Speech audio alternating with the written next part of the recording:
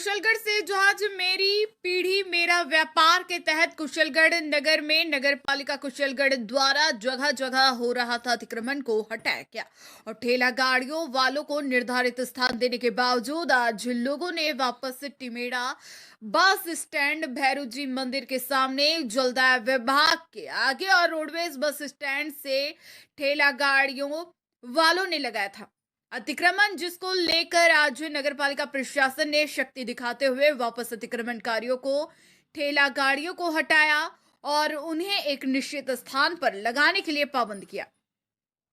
इसको लेकर आज व्यापारी संघ के अध्यक्ष प्रकाश चंद्र नाहटा ने कहा कि नगर पालिका कुशलगढ़ एक बहुत ही सराहनीय कार्य कर रही है, जिससे नगर की जनता भी खुश है। उन्होंने कहा कि ठेला गाड़ी व्यापारी वालों को नगर पालिका के स्थान खड़ा करने के लिए दिया है, जहां ठेला गाड़ी व्यापारियों को अपना व्यापार करना चाहिए, ना कि इधर उधर ठेला गाड़ियां नहीं लगाएं, जिससे मार्ग अवरुद्ध हो और वाहनों को भी निकलने में सुविधा उपलब्ध होगी।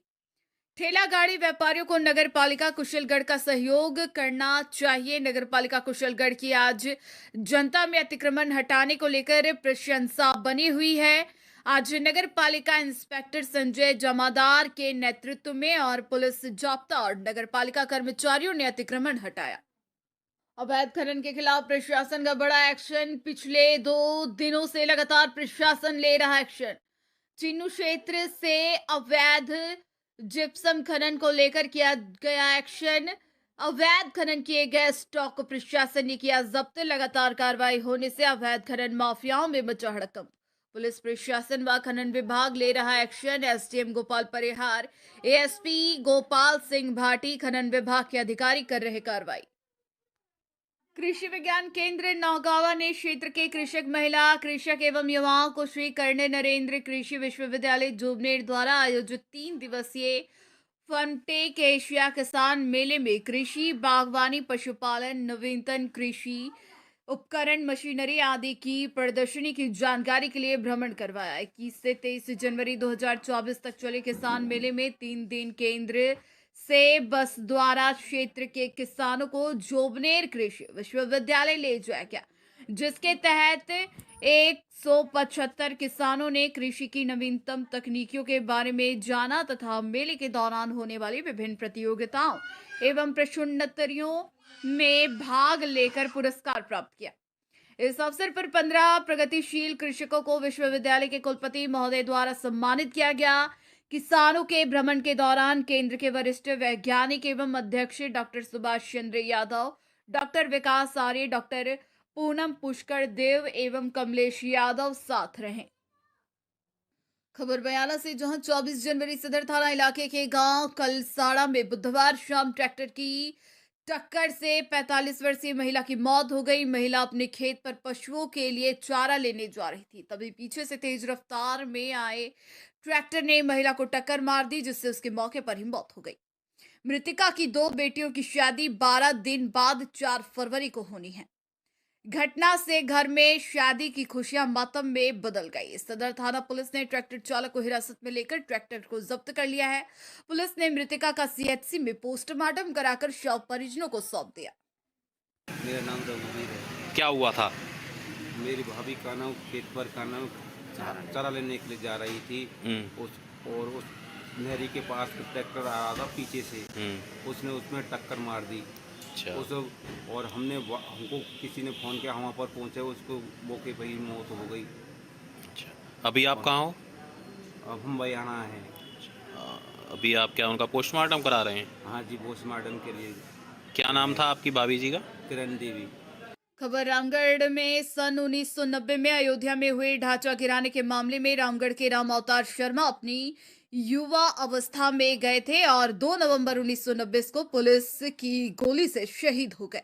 ऐसे हुए शहीद लोगों के परिजनों को भगवान राम के बाल स्वरूप की मूर्ति स्थापना और प्राण प्रतिष्ठा समारोह में शामिल होने का राम जन्मभूमि ट्रस्ट की तरफ से निमंत्रण किया गया था, जिसमें कार सेवा के दौरान शहीद हुए रामगढ़ के रामअवतार सिंघल के परिवार को दिए गए निमंत्रण पर रामअवतार सिंघल का भाई पूर्ण सिंह अयोध्या प्राण प्रतिष्ठा समारोह में शामिल होने गया था। पूर्ण सिंह सिंघल के वापस आने पर रामगढ़ कस्बा वासियों ने उनका बस स्टैंड पर स्वागत किया। इधर अयोध्या में वापस लौटे शहीद राम अवतार सिंघल के भाई ने प्राण प्रतिष्ठा समारोह में शामिल होने के दौरान अपने अनुभव को याद करते हुए कहा कि वहां हमारे जैसे 60 परिवार के लोगों के लिए एक स्टेट गेस्ट हाउस में व्यवस्था अच्छी की गई थी और 22 जनवरी को हमारे लिए रामलला के दर्शन व्यवस्था रखी गई थी। जी बढ़िया रहा। व्यवस्थाएं कैसी थी व्यवस्था बताइए। बहुत बढ़िया थी, कोई किसी परेशानी नहीं किस तरह की, बहुत बढ़िया व्यवस्था। रामलला के दर्शन हुए आपको? हाँ, दर्शन हुए। हाँ, पूछो कुछ सवाल तो आपके पूछो। लिए क्या क्या व्यवस्थाएं की गई थी जो जन्मभूमि ट्रस्ट द्वारा? जन्मभूमि ट्रस्ट के द्वारा स्टेट गेस्ट हाउस के अंदर विशेष वीआईपी लोगों को रुकाया गया, हम 60 परिवारों के आदमियों को, और बहुत बढ़िया व्यवस्था थी। लगभग 60 परिवार थे। 60 परिवार वहाँ थे। तो आप यहाँ से कितनी तारीख को गए थे? मैं यहाँ से 19 को गया था, 20 की मेरी फ्लाइट थी। दर्शन की भी कोई विशेष व्यवस्थाएं थी आपकी? दर्शन की 20 तारीख को 22 तारीख को व्यवस्था थी वहाँ पर, जी उद्घाटन के टाइम पर। जी। रेवाड़ी के निकटवर्ती ग्राम बगड़ स्थानीय विद्यालय राजकीय उच्च माध्यमिक विद्यालय बगड़ में राष्ट्रीय स्तरीय कबड्डी प्रतियोगिता प्रशिक्षण शिविर का समापन समारोह श्री श्री सुखदेव जी महाराज के प्रवचन एवं आशीर्वाद के साथ संपन्न हुआ। संतों ने खिलाड़ियों को मेडल पहनाकर एवं कबड्डी किट वितरण कर आंध्र प्रदेश खेलने के लिए रवाना किया। 6 दिवसीय प्रशिक्षण शिविर में छात्राओं के लिए भोजन की व्यवस्था करने पर राम प्रताप जाजड़ा पूर्व प्रधान एवं हनुमान प्रसाद राव को प्रशस्ति पत्र भेंट कर सम्मानित किया गया। राम रतन जाजड़ा पूर्व सरपंच ने सभी छात्राओं को शूज एवं ग्राम पंचायत बगड़ ने ट्रैक शूट वितरण किए। भामाशाह काना राम बेनीवाल, छोटू राम बेनीवाल, बस्ती राम जाजड़ा, राम रतन पारिक, अर्पित बेनीवाल को सम्मानित किया गया। ग्रामवासियों ने जेसीबी से पुष्प वर्षा करके एवं डीजे की धुन के साथ बड़े उत्साह से टीम को विदा किया। रेवाड़ी उपखंड के ग्राम जसनगर कस्बे के शांति सदन में मेड़ता सिटी रोड पर मारुति 800 में शॉर्ट सर्किट में लगी आग के कारण कार जलकर राख हो गई। लिलिया निवासी विनोद पुत्र रूपाराम शर्मा जसनगर के हनुमान मंदिर से शांति सदन के पास मारुति में सवार होकर जा रहा था। रास्ते में कार के अंदर की शॉर्ट सर्किट होते ही इंजन साइड की तरफ अचानक आग में तब्दील हो गई। विनोद ने कार से दूर भागकर जान बचाई। कार में लगी आग ने बड़ा रूप ले लिया। सड़क मार्ग पर आगजनी की घटना देखकर जसनगर मेड़ता सिटी रोड के दोनों तरफ वाहनों की लंबी कतार लग गई। पानी के टैंकर से आगजनी पर काबू पा गया। गनीमत रही कोई जनहानि नहीं हुई। जसनगर चौकी के सिपाही सचिन चौधरी आगजनी के घटना स्थल का मौका मुआयना किया।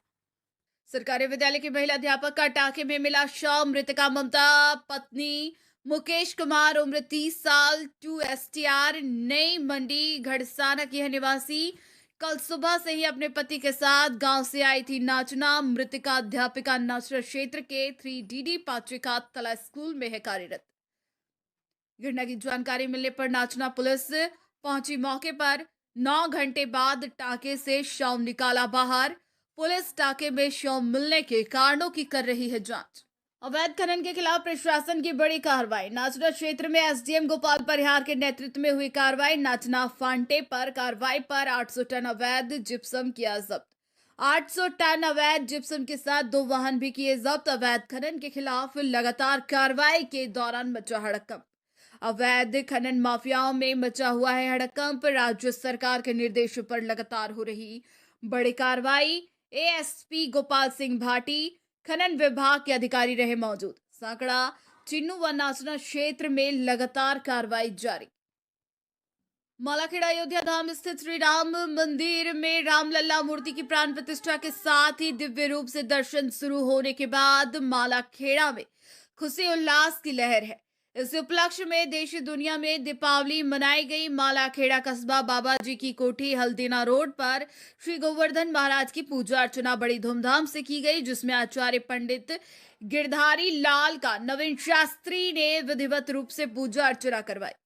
भगवान श्री राम व गोवर्धन धारी की कृपा सभी भक्तों पर बनी रहे, इसके लिए बारी बारी से महिला पुरुषों ने गौवंश के गोबर से बने गोवर्धन गिरधारी की परिक्रमा कर खुशहाली की कामना की।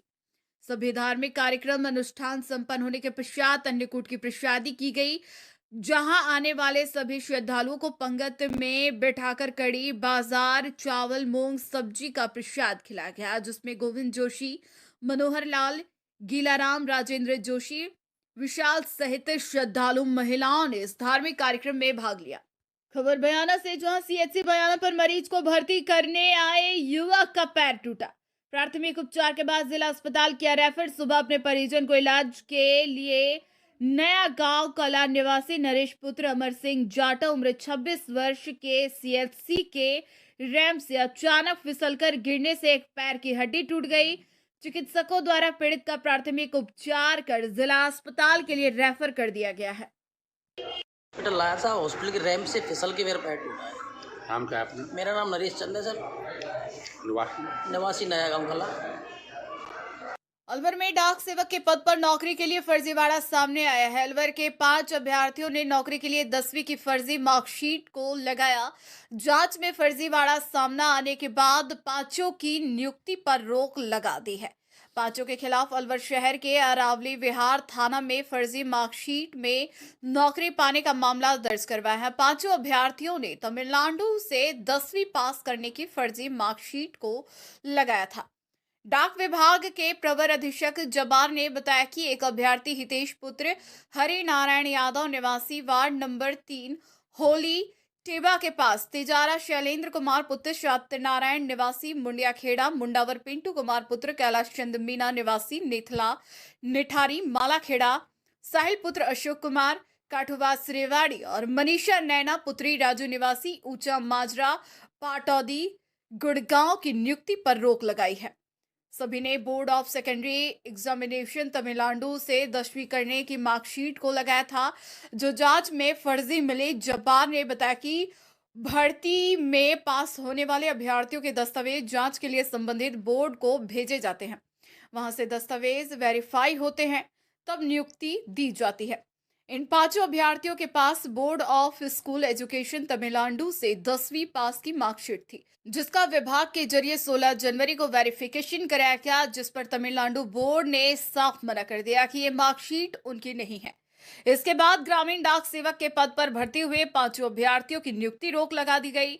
जब्बार खान ने बताया कि अलवर में 2022-23 में 35 डाक सेवक भर्ती हुए हैं, जिनमें से अधिकतर की ज्वाइनिंग हो चुकी है। इन 5 के दस्तावेज फर्जी मिले हैं, इसलिए ज्वाइनिंग को रोक दिया गया। मामला अभी जो भर्तियाँ चल रही हैं यहाँ पे ग्रामीण डाक सेवक की, तो उसमें एक हमारे पास जो डॉक्यूमेंट्स आते हैं वो 10th क्लास के परसेंटेज बेस पे भर्ती होती है। तो हमारा काम यहाँ पे उनको टैली करना है कि जो जानकारी उसमें फॉर्म में भरी है और जो डॉक्यूमेंट्स लेकर आए हैं वो मिलते हैं कि नहीं मिलते हैं। अगर वो मिलते हैं तो उसके बाद हम वो डॉक्यूमेंट्स हमारे जो परिमंडल कार्यालय है जयपुर को भेज देते हैं, और वहाँ से वो कंसर्न्ड एजुकेशन बोर्ड जो है उसको वो डॉक्यूमेंट्स भेजते हैं, और वो बोर्ड उनको वेरीफाई करके देता है कि ये जेन्युइन है कि फेक है। और जिन कैंडिडेट्स का वहाँ से फेक रिमार्क करके आता है कि नहीं कि ये डॉक्यूमेंट्स हमारे बोर्ड द्वारा इसे नहीं किए गए हैं, ये फेक हैं, तो वो परिमंडल कार्यालय हमको उनकी लिस्ट भेज देता है। और उसके बाद हमने जैसे हमारे पास आई अभी तक 5-6 लोगों का हमारे पास आया है, तो उनका हमने पुलिस कार्रवाई के लिए पुलिस को ये मामला दे दिया। कितने लोगों की भर्ती हुई? ये वैकेंसीज तो करीब हमारे पास 80 के आसपास थी, लेकिन जो कैंडिडेट्स आए वो 35 के आसपास थे, और इनमें से 4-5 कैंडिडेट हैं ये फेक है। किस तरह की कार्रवाई दंडात्मक अमल में लाई जाती है? नहीं, हमारा कार्य है कि नहीं कि भाई उसका कैंडिडेट है तो रिजेक्ट हो ही जाता है, और उसके बाद जो फॉर्चुनिटी का मामला है वो हम पुलिस को दे देते हैं। उसके बाद पुलिस का काम है वो क्या कार्रवाई करना है। काम इनका ग्रामीण क्षेत्र में डाक वितरण है और आर्थिक लेन देन का भी काम है, जो बैंक पोस्ट ऑफिस में किया जाता है, सारे काम ये करते हैं।